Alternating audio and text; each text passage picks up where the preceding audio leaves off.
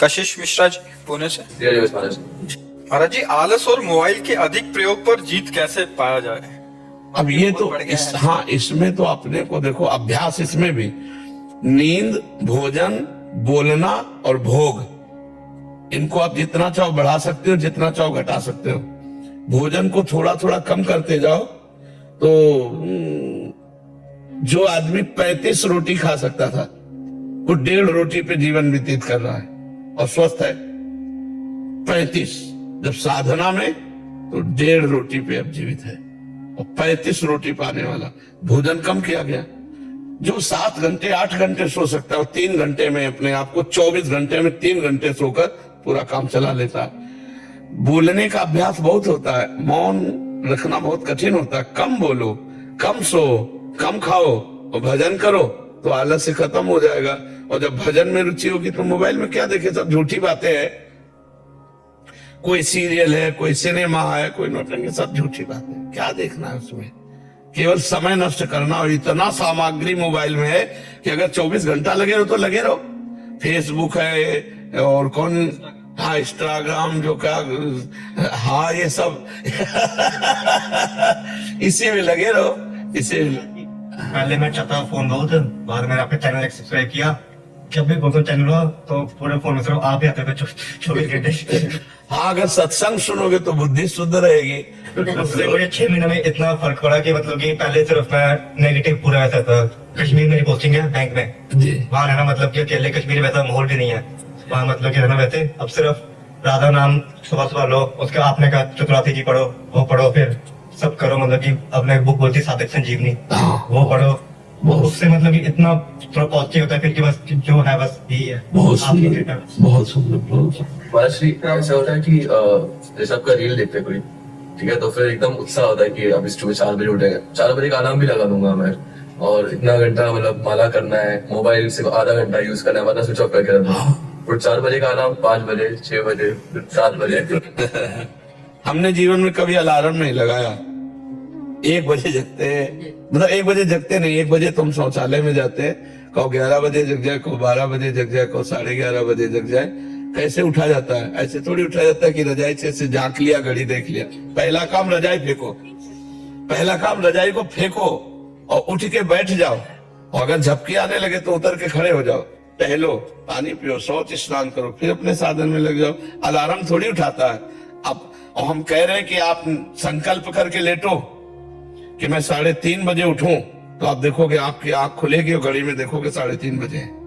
वो परमात्मा आपके संकल्प की पूर्ति कर। कभी घड़ी और अलार्म में सब करो, अपने समय से उठ जाओ। अभ्यास से ऐसा हो जाता है। तो इसके लिए थोड़ा मेहनत करनी पड़ेगी कि अब जैसे अलार्म बजा, सुना तो तुरंत उठ जाओ, एकदम उठ जाओ, बिल्कुल आलस्य मत करो। ऐसा करो, पहले बिस्तर से हटो, रजाई फेंक दिया, बाहर हो गए और फिर एकदम मुंह आदि धो करके फिर नाम जप करने लगो, जो अपनी दिनचर्या में लग जाओ।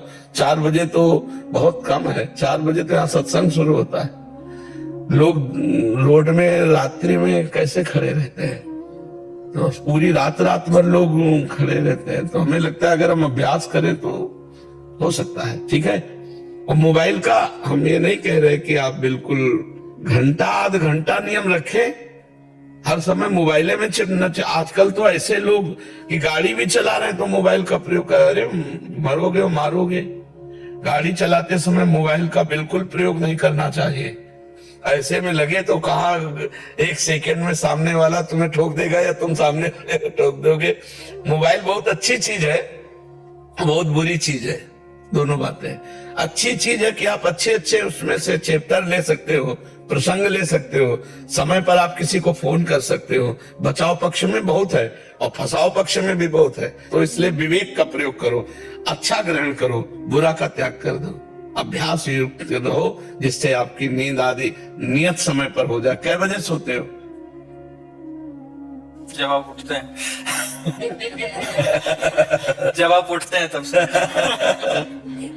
वैसे तो भले आदमी 5-6 बजे भी उठ जाते हैं, कोई तो 11-11 बजे तक सोते हैं। तो 2:30 बजे उठने वाला भी बड़ा है, दोपहर को 2:30 बजे उठने। तो नहा धो के खा के फिर सो जाए। महाराज जी, बट यहाँ पे आके नींद नहीं आई।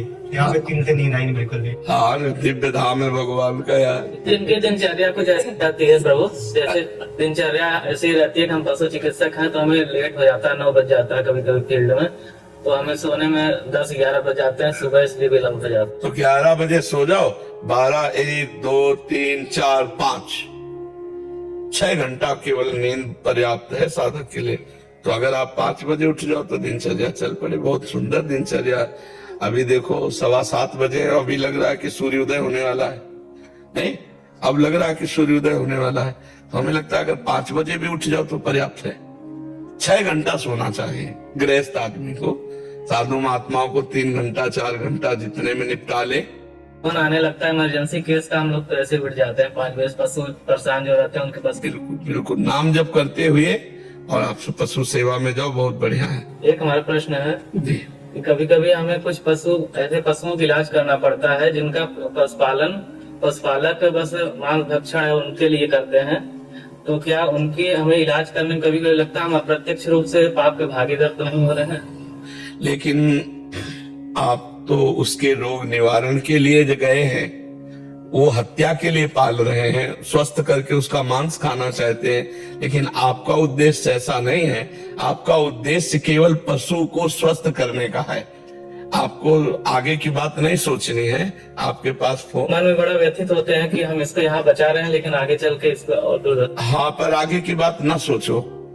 वर्तमान के प्राप्त सेवा को आप केवल उस समय देखो कि इस समय इस पशु को मुझे बचाना है, मेरा कर्तव्य है इसे दुख रहित करना।